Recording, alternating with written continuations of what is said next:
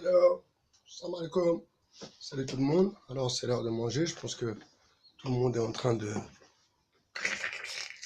Allez-y doucement, hein, parce que j'ai des retours et je vois aussi que les tables sont servies, qu'il y a de la nourriture en abondance, qu'il y a même du gâchis.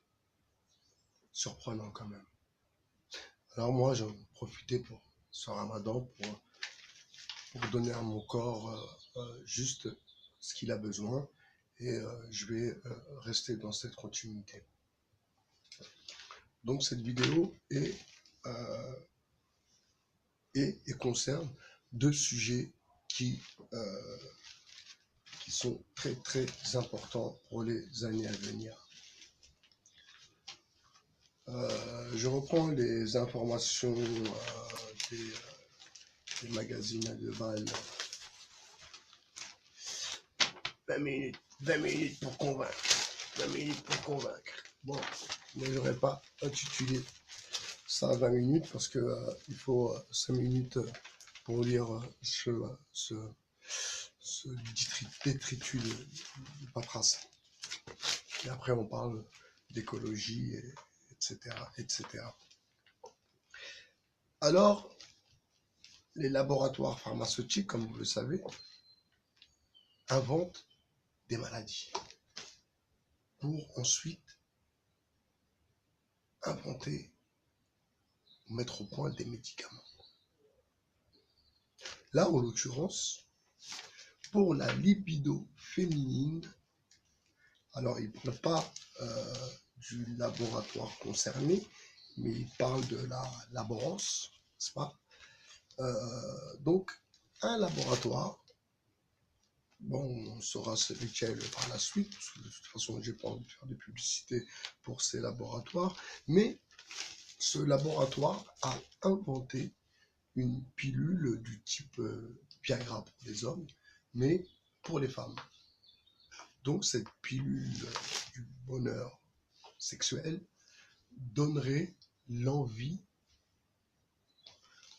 d'avoir des rapports ou réveillerait un peu sa libido.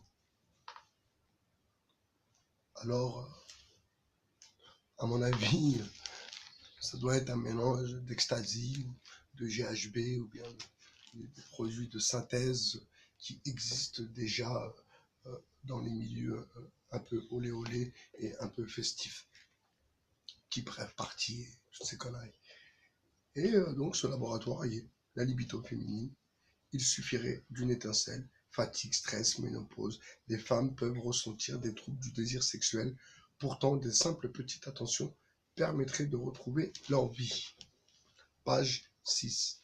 Donc, ils ont trouvé la pilule miracle pour la femme et sa libido, ce qui est très, très, très, très inquiétant.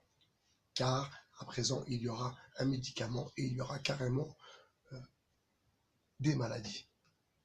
Alors vous voyez, excusez-moi, un petit sourire narquois, mais vous voyez, quand les Médecins sans frontières ou autres font des campagnes de vaccination, en fait c'est pour rendre les gens malades. On est dans un pur paradoxe. Premièrement, c'était l'ouverture de cette vidéo.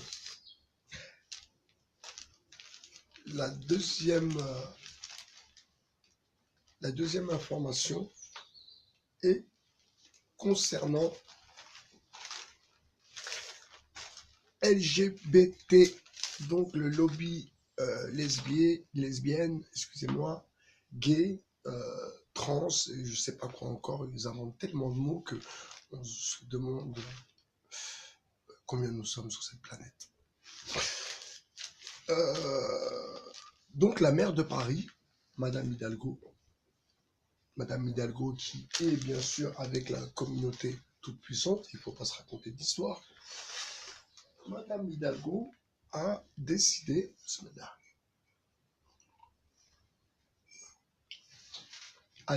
de promouvoir donc cette révolution arc-en-ciel, hein, c'est comme ça qu'ils appellent ça. Et Paris veut rester la capitale des fierté. Alors, est-ce que vous, Parisiens, nous, Parisiens, est-ce que vous, banlieusards aussi, vous êtes d'accord pour que Paris s'affiche en étant la capitale des lesbiennes et des gays?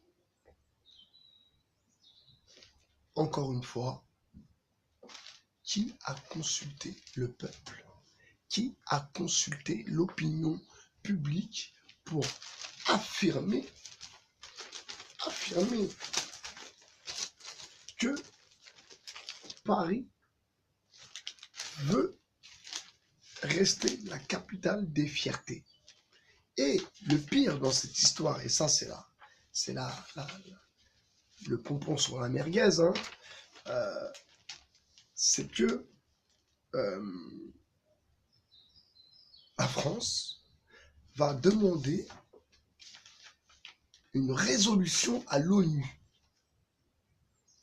Donc des élus parisiens, notamment issus de l'opposition, veulent aller plus loin dans la stratégie. La lutte contre toutes les formes de discrimination des personnes LGBTQI doit se faire à plusieurs avec les collectivités, les associations. Donc, LRI, donc les Républicains et Indépendants, qui veulent aussi porter la stratégie parisienne à l'échelle internationale. Vous entendez?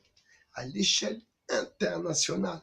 C'est-à-dire que Paris va être dépeint comme la capitale des homos et des lesbiennes et des transsexuels, etc., etc.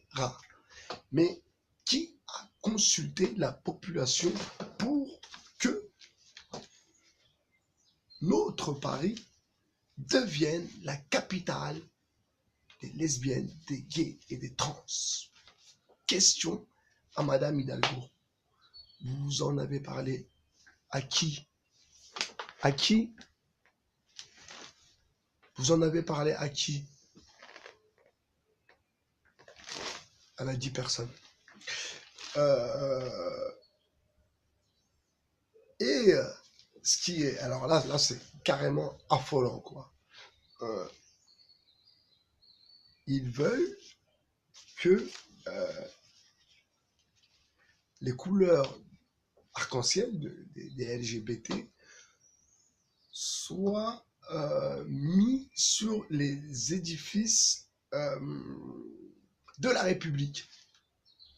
Les mairies, les écoles, il y aura ce drapeau LGBT à la place bientôt du drapeau bleu, blanc, rouge. C'est une hérésie. C'est une... Je n'arrive pas à comprendre et ça va au-delà même de mes opinions politiques et religieuses, car ça va au-delà de l'humanité, mes chers amis, au-delà de l'humanité.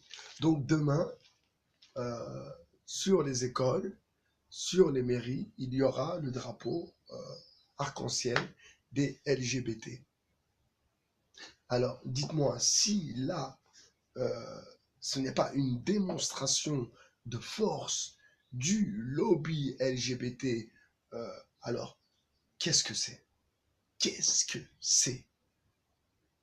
Est-ce qu'on veut vraiment d'une société dépravée, d'une société où 2 hommes ou 2 femmes se marient et adoptent des enfants, où 2 femmes vont partir en Afrique pour pouvoir trouver une petite africaine en bonne santé pour qu'elle porte son enfant, l'allocation du ventre, c'est pas, on en a déjà parlé, ça devient vraiment, vraiment, vraiment affolant, affolant.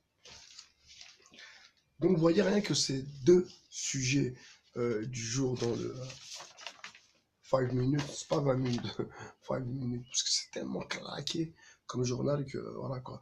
Il y a vraiment, voilà. La mairie de Paris, vous imaginez, la mairie de Paris va valider et va mettre des drapeaux aux couleur LGBT sur les édifices de la République. C'est un scandale. Un scandale. C'est un scandale. Donc moi, pour appuyer un peu plus où ça fait mal, car tous ces petits collectifs à 2 balles, alors jetez les noms, parce que ce n'est pas une histoire d'embrouille, de peur ou de je sais pas quoi, hein, parce que j'ai pas envie de leur foutre la honte, tout simplement. Alors tous ces petits collectifs à 2 balles là, qui jouent les Malcolm X, euh, vous connaissez Voltaire? Est-ce que vous connaissez Voltaire? Vous connaissez les propos de Voltaire?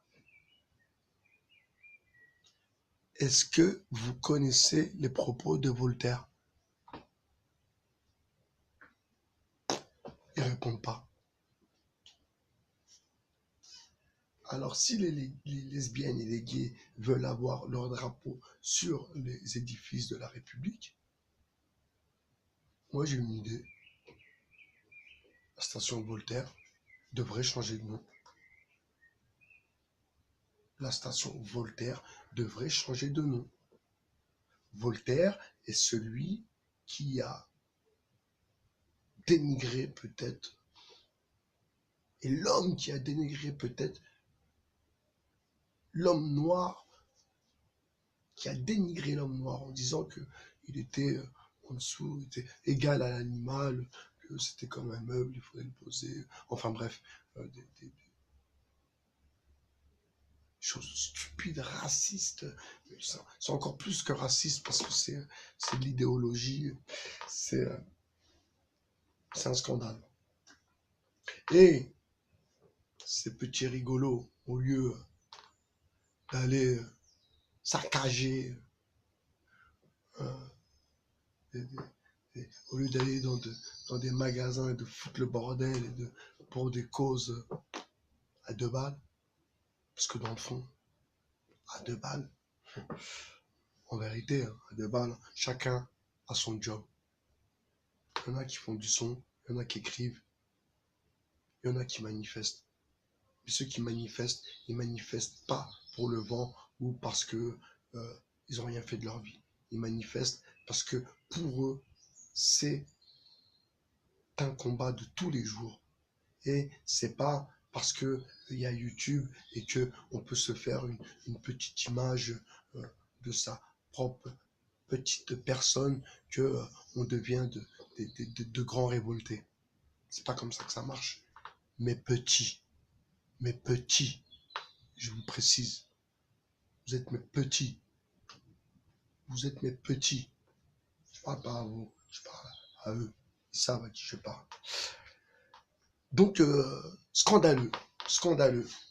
Donc, Madame Hidalgo demande à ce que le drapeau LGBT soit porté sur les édifices de la République et que Paris doit rester la capitale des fiertés en étant homo et gay. Waouh! Au secours, où va-t-on? Je rigole, mais c'est simplement nerveux. Je vous dis à plus dans l'autobus. C'était Bye VHR sur le 2.0. Ciao.